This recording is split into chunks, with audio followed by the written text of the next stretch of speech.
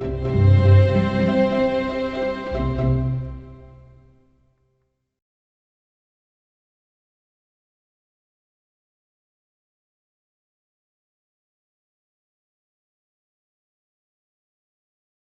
afternoon, everybody, and thank you for joining us on our second of our guidance chapter webinar series. Really appreciate you taking the time out to join us in what is a busy schedule you all have. We had, I think, 400 participants, over 400 participants in our last call, and we've got over 950 of you registered today. So to say we're delighted and a little bit overwhelmed with the response to these sessions is a bit of an understatement. So my name is Leslie McFarlane. I am Portfolio Lead for the Healthcare Staffing Programme in HIS. So if we could move on to the next slide, please, we'll just go over some housekeeping. Your microphones and cameras have been disabled. I think that's to make sure there's no glitches in the system, but obviously as well, just the sheer volume of people we have on the call, it would be really quite challenging to manage the conversation. But the other thing is we're really hoping that we would be able to guide your any questions and feedback via the public consultation on the guidance chapters, which we will tell you about in a little bit more detail later on in the session. If anybody has any technical issues during the call, there is an email address on the screen. If you email them, somebody will pick up your query and will hopefully be able to get that corrected for you as soon as possible. And also just a reminder that today's session is being recorded. Next slide, please. So the aims and the purpose of today's webinar is to provide a brief introduction to the Health and Care Staffing Act and the statutory guidance. We want to include a reminder of the scope of staff within the legislation and who the Act applies to. And we'll be doing that today as it is applied to health. And just to remind staff that within this webinar series, there is a particular webinar on social care that will be coming on later in the series as well.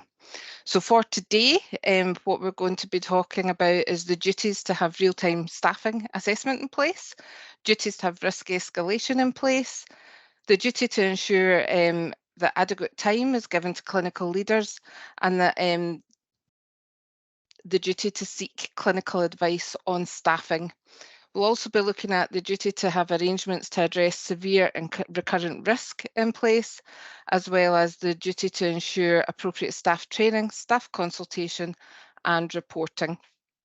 And after we've gone through all that, we will signpost to the public consultation on the guidance chapters. If I could have the next slide, please. So without any further ado, I'm going to hand over to Catherine Brechin, who is a professional advisor in Scottish Government, and Sarah Cartwright, who is a policy officer in Scottish Government, and they will take us through the duties that I have mentioned so far today. Thank you, ladies. Thank you. If we just move on to the next slide then, please. Thank you. So as we've had introduced here, the Health and Care Staffing Act 2019 was approved by Scottish Parliament in 2019. However, the implementation of the legislation was paused to allow the response to the pandemic. There was an announcement in June last year that stated that all provisions will now come into force from the 1st of April 2024. So the Act makes provision about staffing in the NHS and in care services. And as Leslie said, really the focus of today's session is looking at some of those duties within the NHS. It seeks to enable high quality and safe care, and in particular, those improved outcomes for those people who are in our care and use our services. So whilst the Act itself is new, the principles of trying to deliver high quality, safe care and having appropriate staffing as supported through local and national workforce planning is not new. The Act hopes to promote that transparency and having an open and honest culture and conversation around service delivery and staffing levels. Next slide, please. So who does the Act apply to? So there are 4 parts to the Act. So the first part is around the guiding principles for staffing, and we'll talk about that in a moment. Part 2 is around staffing in NHS. Part 3, staffing in care services. And the 4th part is just some general provisions.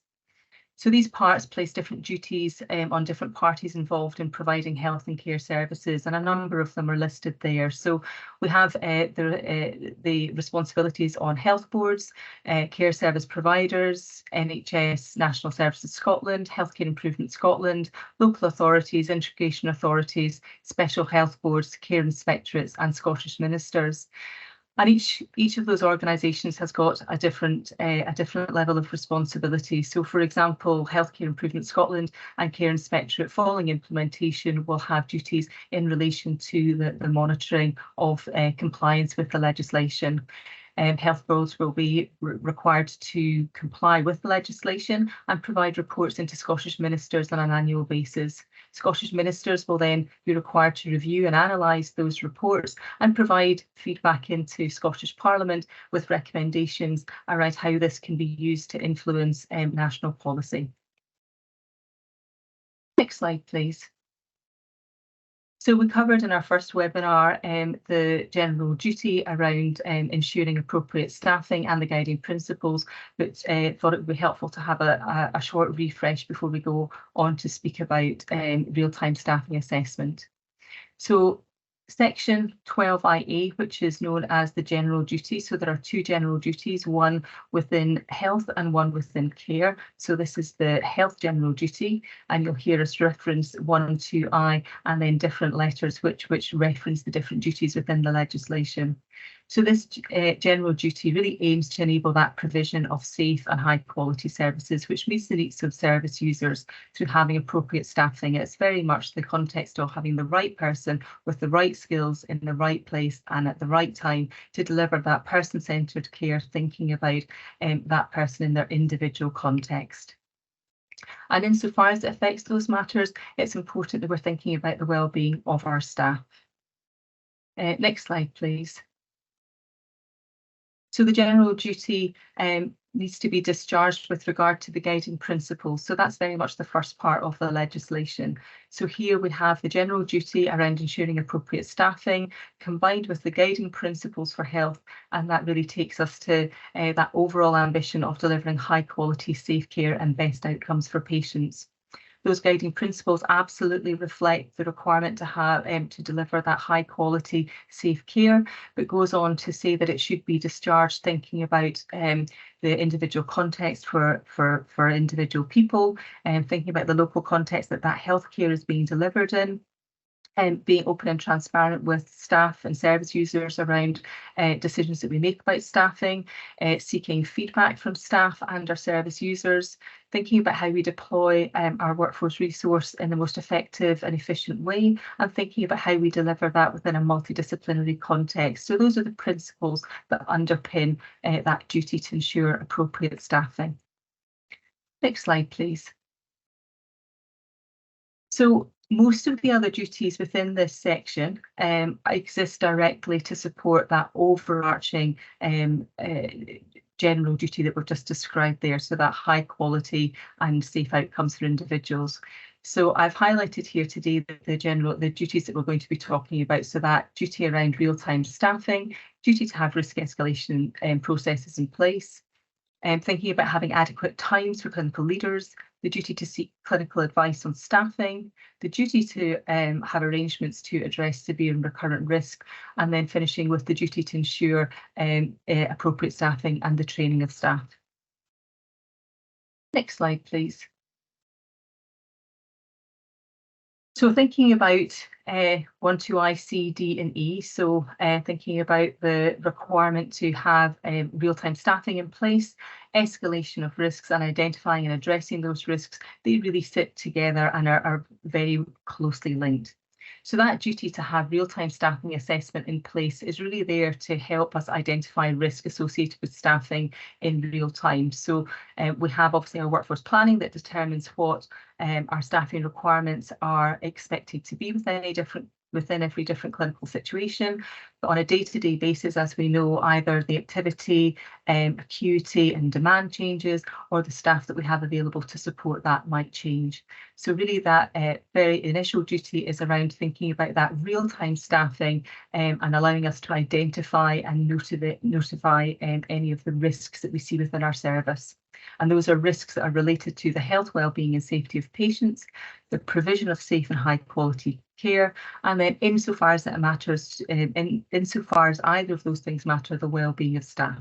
So all related, recognising that the well-being of staff absolutely is directly linked to that delivery of health, of safe, high quality care to our patients. Next, we then need to, once we've addressed those risks, we need to think about how we escalate those risks if we're unable to mitigate them, and then how we identify and address risks that are considered to be severe or recurrent. So that is severe, and again, the legislation doesn't describe what severe means, but we have referenced the Healthcare Improvement Scotland guidance around adverse event management to support some of those definitions. And again, recurrent. So recurrent is those risks that we recognise that recur frequently. So if we go on to the next slide, please. So again, what are the purposes of those duties? So it is to ensure that there's that appropriate staffing in the day-to-day running of our NHS services. So as we say, we work in a very dynamic service, and so that it's to ensure that on a day-to-day basis, we're thinking about that clinical demand and the staffing requirements, what is required to meet the needs of those individual patients.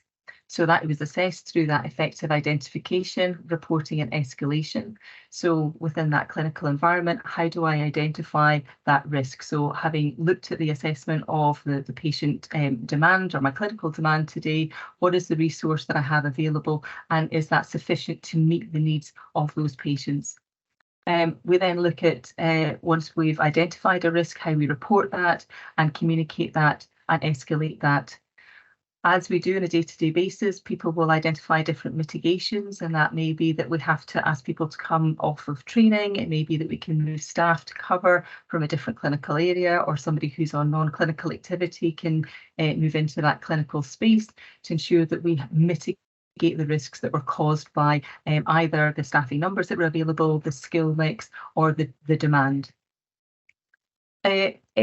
This helps through reporting and feedback through that individual and day-to-day staffing assessment, what the longer term planning requirements are, and that staffing assessment will be to inform workforce planning. So again, that's the real benefit of reporting on this, so that we can understand not just what those issues were on a day-to-day basis, but where we then have recurrent risk or recurrent issues, how do we address them on a longer term basis? Maybe we can move on to the next slide, please.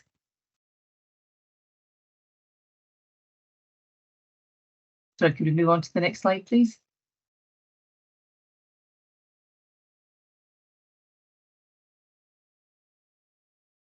Can we move on to the next slide? Catherine, I wonder if you're not seeing that because we've moved on a few slides. Right, oh, I see. I'm on slide 13. Sorry, you seem to be out of sync with, my apologies. Yes, that was the one, thank you. So we have, as I say, the duty to have that real-time assessment. So just looking at it in a bit more of a dynamic way, we've got risk identification, and then we then have to notify that risk. Now, that risk notification will go to an individual with lead professional responsibility for that area. Now, any given dynamic situation, again, the legislation doesn't say who that needs to be, and we'll come on to describe who that might be in the next slides. But really, we're identifying that risk, so it may well be that there's the nurse in charge of a ward has identified a risk with the staffing within that clinical area, and perhaps escalates that and speaks to the bleep holder. They will then look at whether they can mitigate that risk or whether they need to escalate that. Now, it's important that we also seek and have regard to appropriate clinical advice. So it may well be that the person who's making that decision has that ability to give that clinical advice. However, it may well be that we need to seek some support from another individual. So in this scenario there, where it's a staff nurse from an individual ward, perhaps speaking to a senior charge nurse in another clinical area who's carrying the bleep, they would have that ability to provide that professional advice and leadership. However, if it's a non-clinical manager and they're being asked to make a decision around staffing, they would be expected to speak to somebody with appropriate clinical experience to inform that decision making. Next slide, please. So who is the individual with lead professional responsibility? So it could be somebody who's clinical or non-clinical and within a leadership role in a particular area of setting. It will depend on that local context and on individual professional and clinical governance structures. So it may well be that there are separate professional structures to general management structures, and it may well be that there's more than one person involved in making that decision. But the important thing is that the decision maker ensures that they take that clinical advice to make sure that they are making an informed decision. So it may well be that there's the duty director who's covering the site huddle and there's an issue around medical staffing. It would then be important for that individual to seek advice from a relevant medical professional to inform what that mitigation or risk escalation should look like. So I've given some examples here. So it could be the consultant in charge of a medical team who's managing the workflow across a number of clinical areas. It could be an allied health professional team leader, but equally it could be a manager within the community who are overseeing a number of different professional teams or looking after a team that is composed of a number of different professional groups. Thank you. Go on to the next slide, please.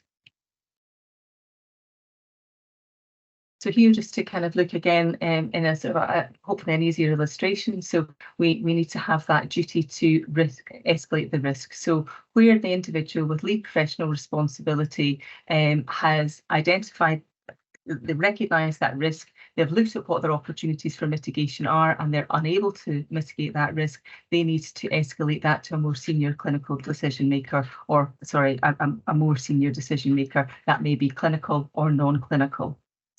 That more senior decision maker needs to then think about that risk and decide whether there is risk mitigation available to them or whether they require to continue to escalate that to a more senior decision maker. So at all times, as we've said before, you need to seek and have regard to appropriate clinical advice. So if that more senior decision maker does not have the appropriate clinical expertise to inform that decision, they must seek that clinical advice. The opportunity of escalating it to that more senior decision maker may be that they have a wider view. So where perhaps the previous decision maker could only make decisions around perhaps a medical floor, we're reporting it up to a site level responsibility so that there's the opportunity to move across surgical medicine and other specialty areas. It could then be that we're escalating it further and there's the opportunity to share staff across different sites or different services to support that. So we continue to escalate, and that escalation continues until we reach a board level. If we could have the next slide, please. So it's really important that throughout this risk escalation that there's the opportunity for feedback. So where you're seeking that clinical advice. So where somebody has escalated a risk, it's important that they receive feedback around what's happened with that risk and the mitigation that's been put in place. Similarly, where somebody has provided that clinical advice, it's going to be important that they equally have feedback around what the outcome of that decision and discussion was. There also needs to be the opportunity for those involved in that decision to say that they are unhappy with that decision or that they disagree with that decision. And either that's about just notifying and saying, actually, I don't agree with that decision, but I accept that that decision has been made, or that actually I don't agree and I would wish a review of that, and I recognise that there's an ongoing risk as a result of that decision. So these are the opportunities for that more transparent conversation and ensuring that any risks that arise based on the decisions that are made can be fully explored and can be mitigated. And that, again, there's that transparent opportunity for feedback. We can continue to escalate and seek a further review until it gets to a board level decision. And then once we're in a board level decision, that decision's determined to be final. Now, we're working with different systems and processes to try and make capturing all of this information and feeding it back to staff as easy as possible.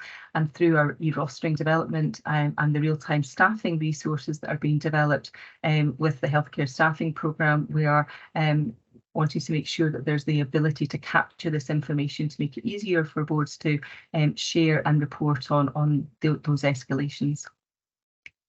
Next slide, please. So just going back to that, who is a more senior decision maker, and that will depend on that local context, on whether you've got a professional or a professional structure or a general managerial structure, and then again the level of risks. But here are some examples. So as I've said before, we might have a staff nurse who is then reporting to a more senior decision maker, who could be the nurse in charge of the ward or a senior charge nurse, who are then talking to the bleep holder. That could be a clinical nurse manager. They may then continue to escalate up to a lead nurse, associate nurse director, etc. So looking at those professional and line manager structures, and that exists across all of the different professions. So again, looking at physios, they could be escalating to that team lead, and that might go all the way to the HP director, depending on the risk in the situation. So recognising the complexity of how healthcare is delivered across all of our services and systems, it's difficult to be prescriptive around what that more senior decision maker role would look like. But if you think about what the structures are like within your own situation, it's thinking about that both the line management and professional structures that are there to support you. And we've got that green line there just to say that they're not linear. So actually we need to be thinking about who's there and best placed to support that decision. So you may have on-call arrangements if it's out of hours. You may have site huddle and capacity teams that support some of that decision making. But what's really important is if you're this decision maker, that you are seeking that appropriate clinical advice. So again, thinking about out of hours as a general manager, how do you seek clinical advice and make sure that that's appropriate, and you need to think about who's around you to inform and provide that information and advice to you so that you're making an informed decision and the best decision given the set of circumstances that you have. Next slide, please. So there's the duty to have arrangements to address severe and recurrent risks. So as we say, the legislation doesn't determine what severe risk is. However, there is all organisations will have a sort of a risk management system where you have definitions to determine what a severe risk is, and that we would expect that that is clearly articulated and documented so that again that can be reported on. It's also a requirement to collate information on recurrent risks, so those risks that recur frequently. And again, through being able to capture those risks as they occur, it will help us identify where a risk is recurrent. So we're not just addressing it for today, but actually if that's something that is continuing to recur, then we need to think about how we actually manage that in the long term and not just respond to it on a daily basis. So having arrangements to both identify and address severe and recurrent risks is a core component of how we're addressing and supporting our day-to-day management of staffing, and then also thinking about how that links into our longer term workforce planning. Next slide, please.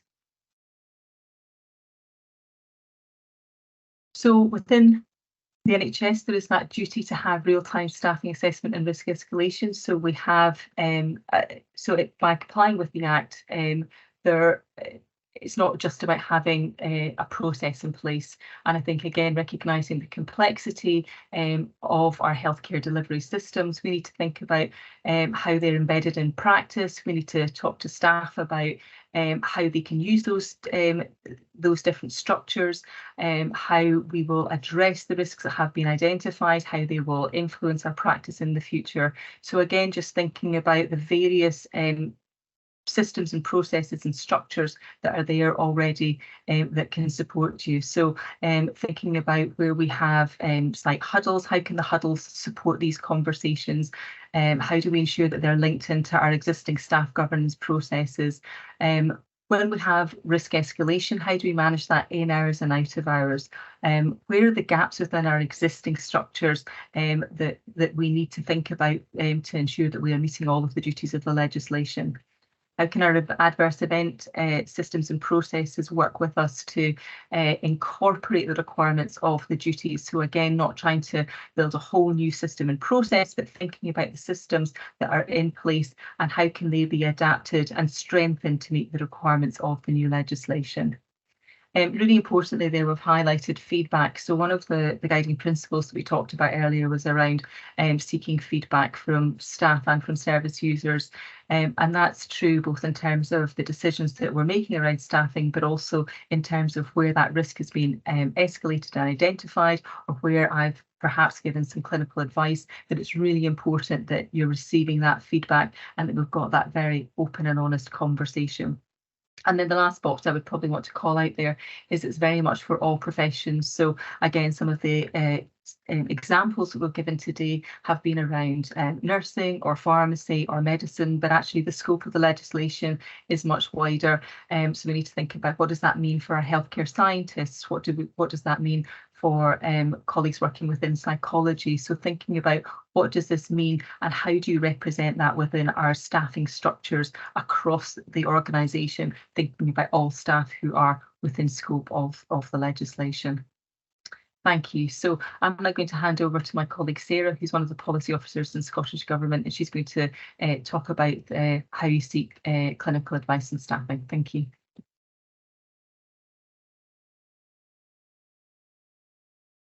Hi, so Catherine has talked a lot about the real-time staffing assessment and the risk escalation process, and a phrase that she's used a lot is seeking clinical advice on staffing.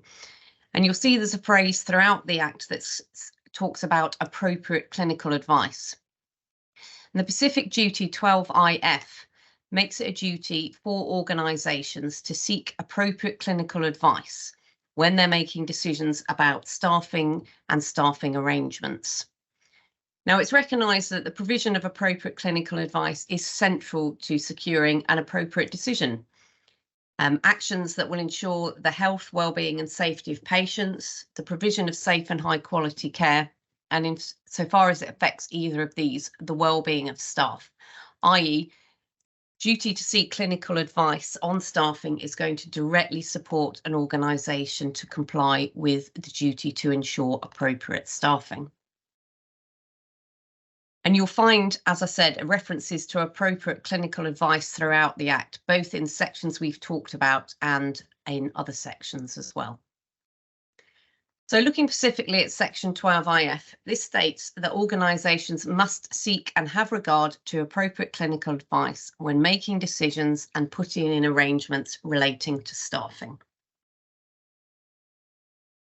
There also must be procedures in place. So if a decision is made which then conflicts with that clinical advice, that must be recorded and an explanation given of why that decision was made which conflicted with the clinical advice given. Next slide, please. So when should people be seeking appropriate clinical advice? So it is a requirement to seek clinical advice when you're making decisions and arrangements under all these parts of the Act. So you've got the duty to ensure appropriate staffing, you've got the duty surrounding agency workers. As we've just talked about, as Catherine talked about earlier, you've got the real-time staffing assessment, the risk escalation process, and the arrangements to address severe and recurrent risks. There is also a requirement to seek clinical advice when we're looking at the duty to ensure adequate time is given to clinical leaders, and we'll be coming on to that afterwards, and the duty to ensure appropriate staff training. And finally, you must seek clinical advice when you're implementing the duties 12IJ, K and L relating to the common staffing method. So what might this clinical advice look like? So the Act doesn't define or restrict the scope of what clinical advice may be, but for example, it might include seeking clinical advice and that person agreeing with your suggested decision or mitigation of a risk. They might be suggesting an alternative action. They might be looking at the decision, accepting the risk associated with that decision and therefore the mitigation actions that you've proposed. But they also might be identifying a more significant risk and then advising escalation to the more senior decision makers, as we've just discussed under the risk escalation procedures. And that will allow further exploration of the decision and an acceptable solution to be found. Now, it may be that organisations already have governance procedures in place for this. There obviously will be procedures in place for people to seek clinical advice from relevant people, and these may already fully support implementation of the requirements in the Act, or they could be amended to do so. But where they don't exist, then organisations will have to put procedures in place to comply with the requirements of the Act. And as Catherine spoke about, we are looking at current systems at the moment, so particularly the e-rostering system and SafeCare, to see how the system can be used to record all these bits of decision making to provide that audit trail of provision of clinical advice, agreeing with decisions, not agreeing with decisions, and the mitigation that's going to be made. Next slide, please. So when we talk about appropriate clinical advice, what do we mean? So you'll see that the term appropriate is always used with regard to clinical advice when we're talking about this throughout the Act. And there's actually a standard definition included in section 12IO of the Act. And I'm just going to read this out, and it states that appropriate clinical advice means advice obtained from the appropriate level, an area of clinical professional structures, depending on the particular circumstances of each case. So when we look at that, we're looking at it being provided by a professional, so a clinical professional registered with the relevant professional regulatory body. It has to be relevant to the particular decision or risk. So obviously you have to, different risks will be of different severity, they'll be in different areas, they'll be related to different issues, and different people will be relevant to giving advice on those risks. There isn't going to be one single person or group of people who are going to be able to advise on everything. Appropriate clinical advice needs to be given by someone with sufficient seniority and clinical expertise in that relevant area. So, for example, it could be in a surgical ward, so you'd be wanting someone who had experience in that particular area of surgery. It could be in a community setting, and therefore you'd want someone who had sufficient experience in the operation of community service to be able to give clinical advice.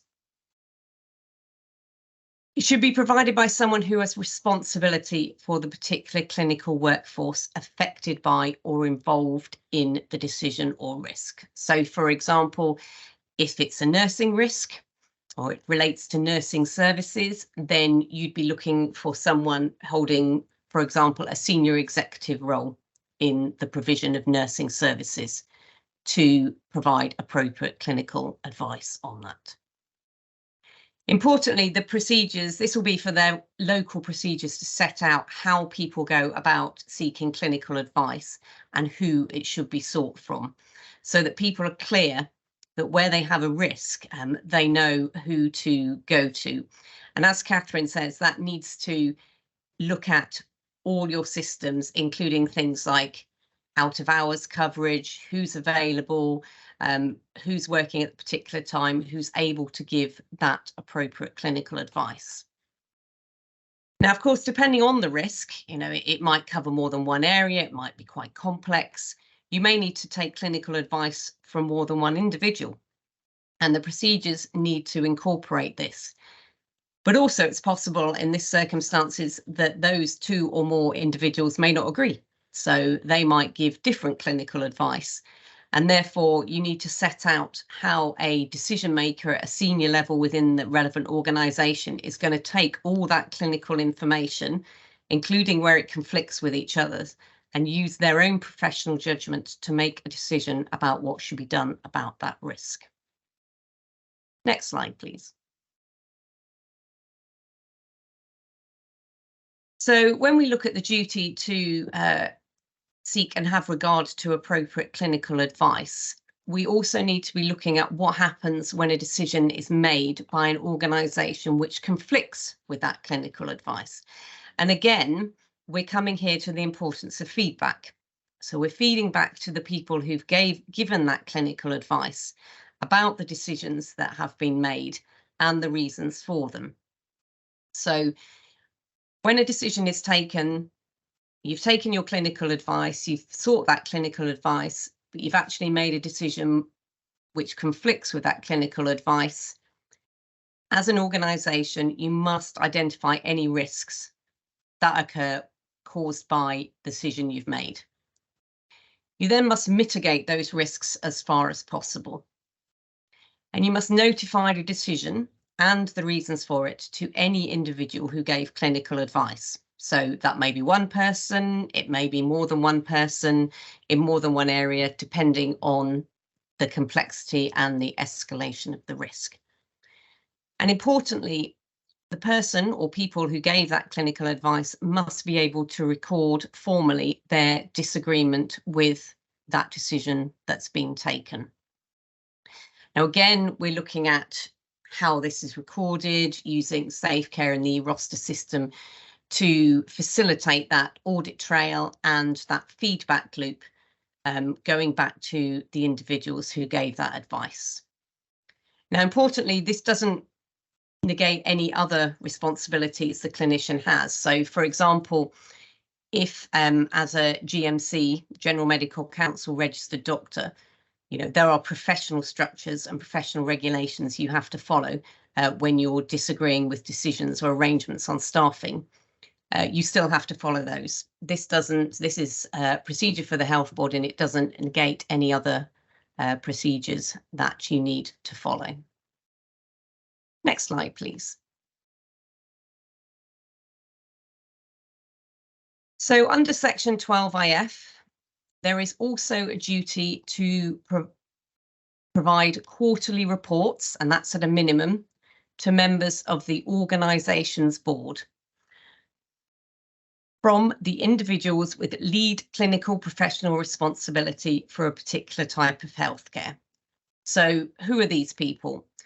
So these lead clinical professionals at the moment are the executive directors of medicine and nursing. So they are the people who are the clinical people at board level. Quarterly, they must compile a report that states the extent to which they consider the organisation is complying with all the duties in the Act. So that includes duty to ensure appropriate staffing. Again, you've got things about real-time staffing assessment, risk escalation, severe and recurrent risk, etc., etc. Now, the purpose of this is that the board is ultimately responsible for compliance with the Act. So they are the people who need to make the decision-making on the duties within the Act as responsibility rests at their level. So this is the opportunity for those clinical directors to be able to feed into the board about what is happening on the ground in terms of compliance with the Act. Now, when compiling these reports, these people, the directors, medical directors and directors of nursing, need to be seeking other views. So there is a requirement in the Act for them to go out and ask staff their views and enable them to, and encourage them, in fact, to contribute to these reports. Now, again, this covers all professional groups.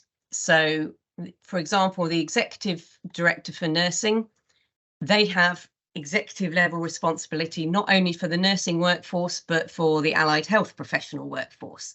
So it wouldn't be sufficient for them just to seek the views of nursing staff. They have to seek the views of all staff for which they were responsible for. So they would, for example, have to liaise with the director of AHPs and the AHP staff to enable them to give their views. And the same for the medical director for the groups of staff that they're responsible out with medicine. Obviously, these individuals are going to have to be given adequate time and resources to complete this. And although when you're going out and getting comments from staff, it doesn't mean that you have to put in every comment into the report, but you should ensure that the full breadth of views from staff are reflected. And these should inform the conclusions and the recommendations that come out of this report. And also it states in the Act that the board must have regard to these reports received. So there's little point compiling a report if their board isn't going to take regard of the findings.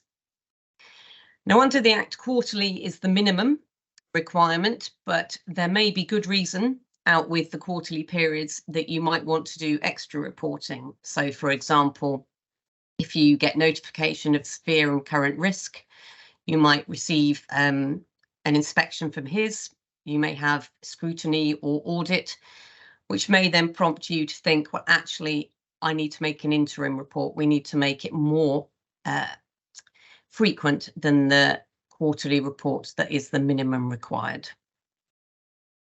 Next slide, please. So we've talked about clinical leaders a lot, and reference to leaders you'll find throughout the Act, because obviously they have an important role in supporting the organisation in being able to comply with the duties under the Act.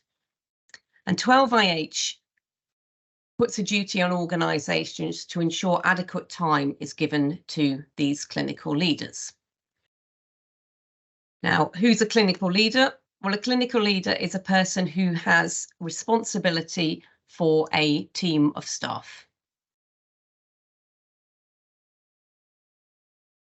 Now, they must be given sufficient time and resources to discharge those responsibilities alongside all the other professional duties that they have. So an organisation must give a clinical leader time and resources to discharge their responsibilities under the Act. So again, that's all the responsibilities, the duty to ensure appropriate staffing, risk escalation, etc.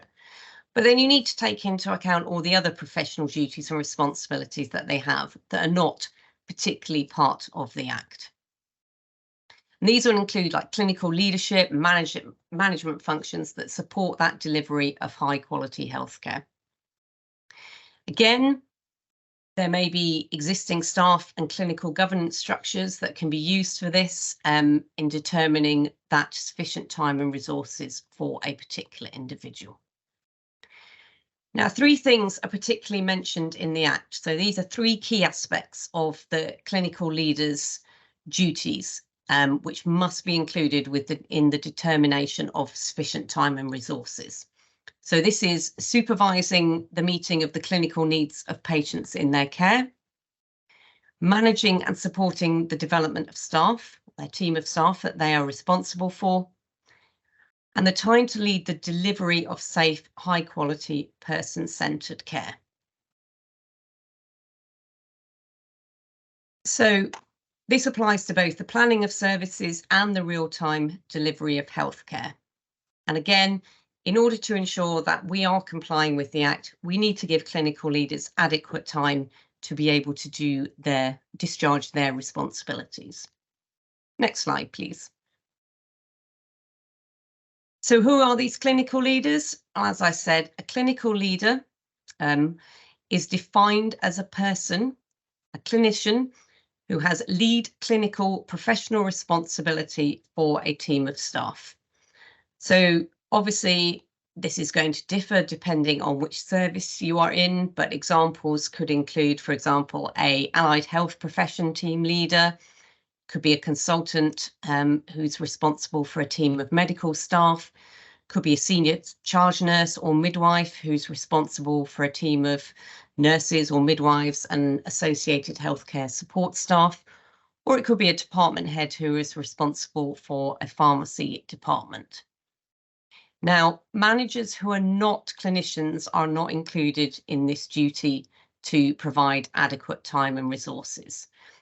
So, for example, a social worker who leads a multi-professional team, that might include AHPs, nursing staff, would not be in scope as they're not a clinician under the Act. However, the AHP who has lead clinical professional responsibility for the AHPs working in that team would be in scope, and then the relevant organisation would have to factor in sufficient time and resources for them to be able to undertake their role. Again, any given area, there may be more than one individual with lead clinical professional responsibility. So if you're delivering a service, for example, in a hospital, for any given service, there could be a medical clinical leader, there could be an AHP clinical leader, then it could be a nurse clinical leader. And again, the Act applies to all of these people and will require them to have sufficient time and resources. Next slide, please. So again, next, what do we mean when we say sufficient time and resources? Now, this is going to be very specific to the individual. It will depend on the role and responsibilities. It will depend on the local context and the service they're working in, and a variety of other factors. So the Act does not set out what specific time or resources. So it doesn't say it's this amount of hours per week, or this is the list of resources that should be there. It is really for the local process to be able to determine what is sufficient time and resources for a particular person. This should be discussed between the organisation and the clinical leader, and again, sort of existing staff and clinical governance arrangements could be used for this. So you might have job planning processes, you might have reviews, etc., and they could be used as the starting point for a discussion about what is sufficient time and resources. And then that will come to a determination of what that would be, which then has to be clearly articulated to that person. Once an allocated time and resources is agreed, it should really be protected for that individual clinician to carry out their leadership functions. Now, we do recognise that there are times of particular clinical pressure where additional time may be required to deliver patient care directly, but these should be the exception and not the rule. And under the Act, both organisations and the clinical leader would be able to request a review of that calculated time and resource. And when we're talking about resources, this could be a number of things, including other people to help you could be a resource. So resources could be IT support or IT equipment, could be HR support, could be financial management, but it also could be admin support. So, for example, it could be an administrator coming onto the ward to help with administrative functions to then allow that clinical leader to concentrate on leadership functions.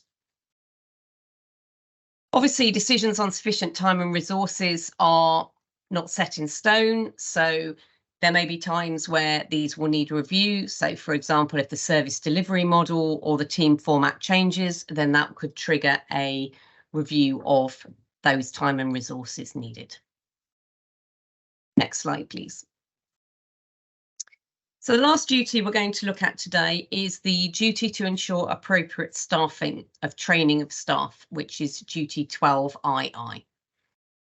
And this says that relevant organisations must ensure that employees receive appropriate and relevant training to enable that organisations to comply with the general duty to ensure appropriate staffing. So we're looking at appropriate and relevant training to enable it to provide health, to protect the health, well-being and safety of patients and the provision of safe and high quality healthcare. And obviously, again, this is going to be very specific to the individual. Your nurse is going to require different training to a physiotherapist, who will have a different training to a junior doctor or a consultant. So these should be considered within the context of your existing staff governance, education and training strategies, along with regulatory frameworks, rules and standards. And again, the purpose of this is so that employees have adequate training to support the organisation to comply with its responsibilities under the Act. It also ensures that staff are suitably qualified and able to maintain competence in providing safe and high quality and person-centred care in the role that they are undertaking. Employees must be given sufficient time and resources to complete this training.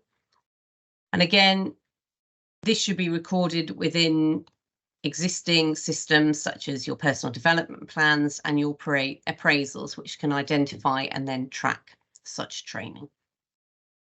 Next slide, please. So in the last webinar, we talked a bit about reporting in health. The Act requires health boards, special health boards and NHS NFS to report annually, and this is at the end of every financial year, to the Scottish ministers how they've carried out their duties and requirements under the Act. Now, this information will be used to firstly enable monitoring of the impact of the Act on the quality of care provided to patients, along with any impact on the well-being of staff. It will identify areas of good practice that can be shared between organisations, identify any challenges that organisations are facing in meeting the requirements of the Act, and then what steps they are taking or have taken to address these requirements. And then looking more widely across organisations, we can look at identifying trends, for example, challenges related to particular duties or particular services or professional groups. These reports can be used to identify any improvement support required, and they will also inform the Scottish Government in designing policy and workforce planning and staffing in the health service, along with all the other sources of information and data that are already collected. Once these reports are received by the Scottish ministers, they must be collated and then they will be laid in a report before the Scottish Parliament. The Scottish ministers must also have an accompanying statement saying how they're going to take into account or have taken into account this information when designing policies for staffing in the health service. Next slide, please. So just looking at the duties we've talked about today, these are the ones highlighted in purple. So you've got your duty to have real-time staffing assessment in place, duty to have risk escalation process in place, arrangements to address severe and recurrent risks, seeking clinical advice on staffing, duty to ensure adequate time is given to clinical leaders, and duty to ensure appropriate staffing or training of staff. Organisations will need to report on how they have carried out each of these duties during that financial year. Now, in order to help organisations and to ensure the consistency of information that we're getting, organisations will be provided with a reporting template to complete, along with guidance on the type of information and level of details that should be included. And we're actually testing that as part of our testing the whole Act and the guidance chapters with the health boards to find out the most appropriate format for that.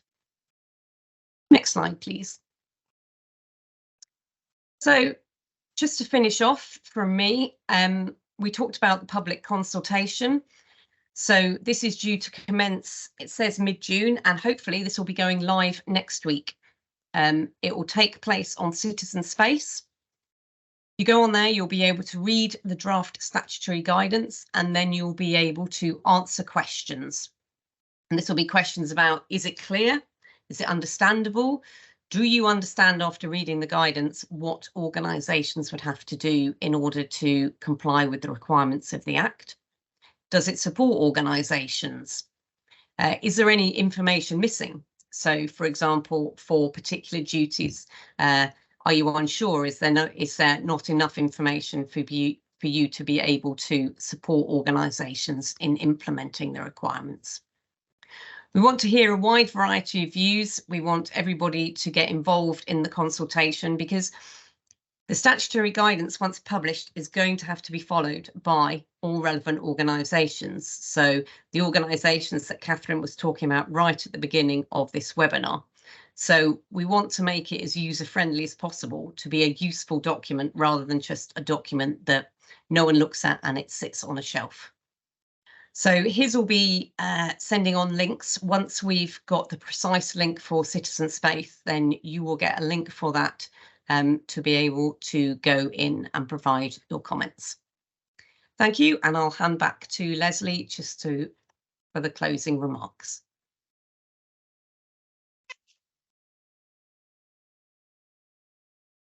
That took a while for my camera to come on there. Thank you.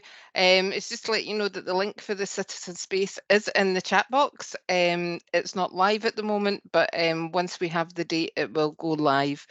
Can I just say a huge thank you to Catherine and Sarah for that session. I find it so helpful, even myself, when you break it down into chunks like that. And I think the examples just really bring it to life. So thank you. I found that really helpful. As well as the link that's in the chat, is just to let you know as well that the recording for this session, if you want to go and share with your colleagues, will be distributed in about a week's time.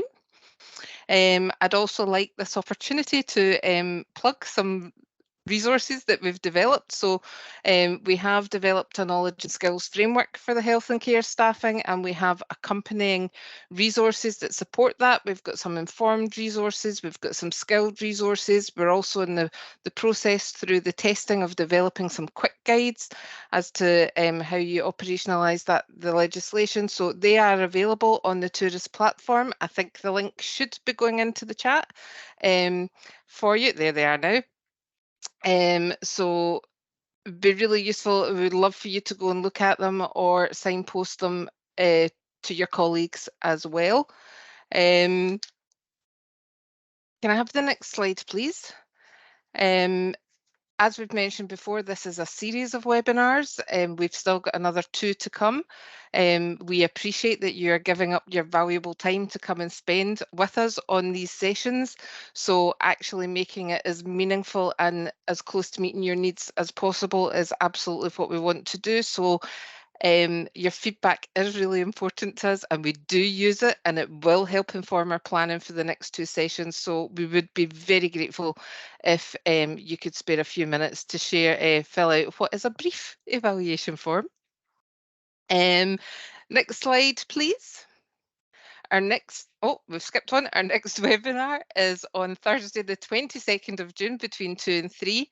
And that is a webinar that will cover the common staffing method and healthcare improvements role in monitoring and compliance duties. So the link to registration should also be in the chat.